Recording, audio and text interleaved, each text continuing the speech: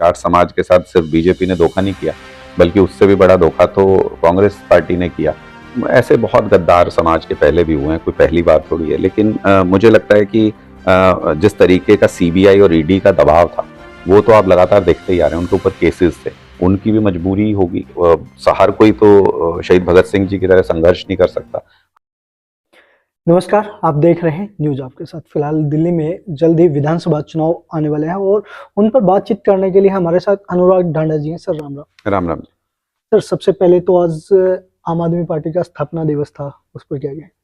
देखिए, आम आदमी पार्टी का स्थापना दिवस मतलब एक ऐसी राजनीति की शुरुआत जो परंपरागत राजनीति चली आ रही थी, भ्रष्टाचार चला आ रहा था, आम लोगों की जरूरतों पे कभी राजनीति नहीं होती थी। अरविंद जी केजरीवाल जी ने आम आदमी पार्टी बना के उस सबको बदल दिया। जी जिसकी हम बात करते थे, जो अरविंद केजरीवाल जी कहते थे, स्कूल, अस्पताल, बिजली, पानी, उन सारी सुविधाओं की बात पहले तो ये कहते थे फ्री की रेवड़ी है, फ्री की रेवड़ी है।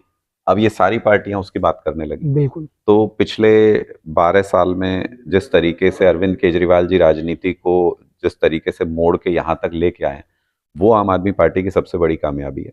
वो आम आदमी पार्टी ने एक तरीके से ये साबित कर दिया कि नई राजनीति, डेवलपमेंट के मुद्दों पे राजनीति, लोगों के मुद्दों पे राजनीति की जा सकती है। तो ये एक बहुत बड़ी कामयाबी है। दूसरी तरफ संविधान दिवस भी आज। ये कोइंसिडेंस है। देखिए, जी संविधान दिवस पे आम आदमी पार्टी जो संविधान के असली मायने, जो जन जन तक, आम आदमी तक सरकारी सुविधाओं को पहुंचाने का मकसद है, संविधान का जो अधिकारों को पहुंचाने का मकसद है, उसके लिए तो आम आदमी पार्टी संघर्ष कर रही है। संविधान दिवस और आम आदमी पार्टी का स्थापना दिवस एक ही दिन होना, ये भी बताता है कि हमारी संविधान में कितनी अटूट आस्था है और कितनी मजबूती के साथ हम संविधान को बचाए रखने और उसके लिए मजबूती से लड़ने। बाबा साहब ने जो सोच के संविधान जिस तरीके से रचित किया था, जिस तरीके से सबको सारी जगह से अच्छी अच्छी चीजें लेके संविधान में डाली थी, वो यही तो थी कि गरीब से गरीब आदमी का अधिकार भी सुरक्षित रहे। और वही संविधान है जिसको लेकर के आगे चल रहे हैं और आम लोगों की जरूरतों के लिए राजनीति कर रहे हैं। लगातार दिल्ली में आपकी सरकार रही है, तो अभी क्या कमी रहेगी है कि जिनको आगे उठाना है? नहीं, देखिए, बहुत सारी चीजें हैं जिनको और आगे बढ़ाया जा सकता है। अभी हाल ही में देखिए आप, जो अरविंद केजरीवाल जी ने जो रुकी हुई पेंशन है, उनकी जो अनाउंसमेंट की है, तो पूरे दिल्ली में बुजुर्गों के चेहरे पे मुस्कुराहट है कि जो 3,30,000 के करीब पेंशन होती थी जब 5 लाख। हमारी सरकार आई, और आज 5,30,000 पेंशन है। तो करीब करीब 2 लाख बुजुर्गों को की हमने पेंशन बढ़ा दी है। और अभी अभी जो 80,000 के लिए रजिस्ट्रेशन खुला है, जबरदस्त उत्साह है बुजुर्गों के अंदर। लाख कोशिश की भारतीय जनता पार्टी ने कि किसी तरह से इनकी इन योजनाओं को रोक के रखो, आम आदमी पार्टी की इन योजनाओं को, लेकिन पूरी ताकत लगा दी। अब अरविंद केजरीवाल जी के बाहर आने के बाद एक एक करके जो रुके हुए काम भी थे, उनको भी हम तेजी से आगे चला रहे हैं।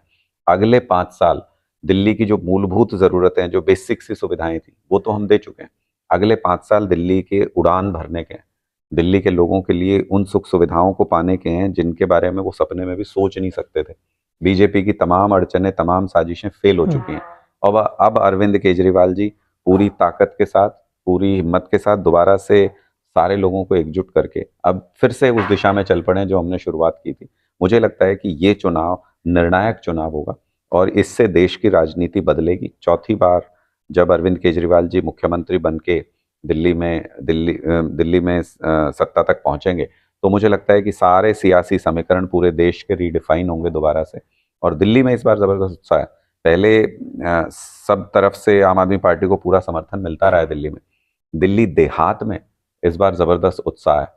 पहले ये कहते थे कि दिल्ली देहात में बीजेपी का परंपरागत वोटर रहता है, लेकिन इस बार जो बदलाव वहां पे देखने को मिल रहा है, इस बार जो दिल्ली देहात के लोग कह रहे हैं कि हमें भी अपने यहाँ पे वो विकास की रफ्तार बढ़ानी है जैसे बाकी दिल्ली के इलाकों में हो रहा है काम। तो मुझे लगता है कि इस बार दिल्ली देहात का पूरा ध्यान आम आदमी पार्टी की तरफ है। खास तौर पे जाट समाज के साथ जो साजिशें बीजेपी ने हरियाणा में, राजस्थान में, उत्तर प्रदेश में की है और एक उनके स्वाभिमान को खत्म करने का प्रयास किया है, उसके खिलाफ इस बार दिल्ली का जाट लामबंद है। और दिल्ली देहात में एक पूरा एक ऐसा माहौल तैयार हो रहा है कि डट के इस बार केजरीवाल के साथ खड़े होंगे। मुझे लगता है कि ये ऐतिहासिक जीत होगी इस बार दिल्ली में। पहले हमने बहुत रिकॉर्ड बनाए, लेकिन इस बार नंबर्स ऐसे होंगे कि चौंक जाएंगे सब लोग। फिलहाल बात की जाए तो हरियाणा में क्या कारण रहा कि आम आदमी पार्टी एक भी सीट नहीं जीत पाई? नहीं देखिए, वो बाईपोलर चुनाव था और मुझे नहीं लगता कि हम इस चुनाव का हिस्सा थे हरियाणा के अंदर। ये एक तरीके से जो कांग्रेस ने जिस तरीके का प्रभाव वहाँ पे बनाने का प्रयास किया, और मैं तो कहता हूँ कि जाट समाज के साथ सिर्फ बीजेपी ने धोखा नहीं किया, बल्कि उससे भी बड़ा धोखा तो कांग्रेस पार्टी ने किया, जिन्होंने पूरे समाज से अलग थलग कर दिया जाट समाज को वहाँ पे। और खुद ही बीजेपी के एजेंट जो वहाँ पे थे वही जाट समाज के नेता बने बैठे थे। तो एक तरीके से धोखा करके पूरे समाज को छिन्न भिन्न करके, उसमें दोनों का रोल था। वो उस कारण से मुझे लगता है कि आम आदमी पार्टी इस बार कॉन्टेस्ट में नहीं थी, बाईपोलर चुनाव था। लेकिन अब एक चीज और स्थापित हो गई वहां पे, कम से कम ये तो पता चल गया कि हमने पहले ही कहा था कि आम आदमी पार्टी के बिना तो वहां सरकार नहीं बन सकती किसी भी हालत में। ये अपने अहंकार में थे कांग्रेस के कुछ नेता। तो मुझे लगता है कि वो बात अब समझ में आ गई कि आम आदमी पार्टी के बिना तो हरियाणा में सरकार नहीं बन सकती बीजेपी के खिलाफ अगर आप बनाना चाहो। तो लोगों को भी अब ये बात हरियाणा में भी समझ में आ गई है और बाकी पूरे देश में भी समझ में आ रही है कि बीजेपी को अगर कोई ताकत, अगर कोई पार्टी हरा सकती है और अगर मुंह तोड़ जवाब दे सकती है बीजेपी की सारी साजिशों का, तो वो आम आदमी पार्टी है। कैलाश गलत जी छोड़ के गए हैं, उसका क्या असर दिखेगा? ऐसे बहुत गद्दार समाज के पहले भी हुए हैं, कोई पहली बात थोड़ी है। लेकिन मुझे लगता है कि जिस तरीके का सीबीआई और ईडी का दबाव था, वो तो आप लगातार देखते ही आ रहे हैं। उनके ऊपर केसेस थे, उनकी भी मजबूरी होगी। हर कोई तो शहीद भगत सिंह जी की तरह संघर्ष नहीं कर सकता। हर कोई तो अरविंद केजरीवाल जी, संजय सिंह जी, मनीष सिसोदिया जी की तरह जेल में रहने के बाद भी अड़ा रहे। हर इंसान तो ऐसा नहीं हो सकता। कुछ लोग झुक जाते हैं। जो लोग झुक जाते हैं वो यहाँ भी अस्तित्व उनका नहीं है, और जहाँ गए हैं वहां पे भी कोई अस्तित्व नहीं रहेगा। आम आदमी पार्टी जो जो इन दबावों में या इन कारणों से छोड़ के गया, मैं तो हमेशा कहता हूं जिसने छोड़ी आप उसके फूटे भाग। वो राजनीति में रह ही नहीं पाया, उसके बाद उनका राजनीतिक अस्तित्व ही खत्म हो गया। इनका भी देख लीजिएगा क्या हाल होता है। जब लास्ट चुनाव हुए थे तो कांग्रेस, बीजेपी या आम आदमी पार्टी, सभी पार्टियों ने एक कॉमन मैनिफेस्टो में अपनी चीज डाली थी कि हम दिल्ली को पूर्ण राज्य बनाएंगे। लेकिन अभी जो है दिल्ली पूर्ण राज्य छोड़ो, उसकी जो ताकतें थी वो भी छीनी जा रही। नहीं, ये तो भारतीय जनता पार्टी की साजिश है। हम तो आज भी बहुत स्ट्रांगली ये मानते हैं कि दिल्ली को पूर्ण राज्य होना चाहिए। दिल्ली के चुने जो लोग अपने वोट दे के लोगों को चुनते हैं, उनको पूरा अधिकार होना चाहिए। तो वो अधिकार से दिल्ली के लोगों को वंचित रखा जा रहा है। बजट में भी देखो, कभी 30 करोड़ दे देते हैं, कभी 50 करोड़ दे देते हैं। हमारे साथ ऐसा दोहरा व्यवहार करते हैं दिल्ली के लोगों के साथ कि मानो हमारे वोट की कीमत दूसरों से कम है क्या कोई। तो इसलिए ये एक संघर्ष है, निरंतर चलने वाला संघर्ष है।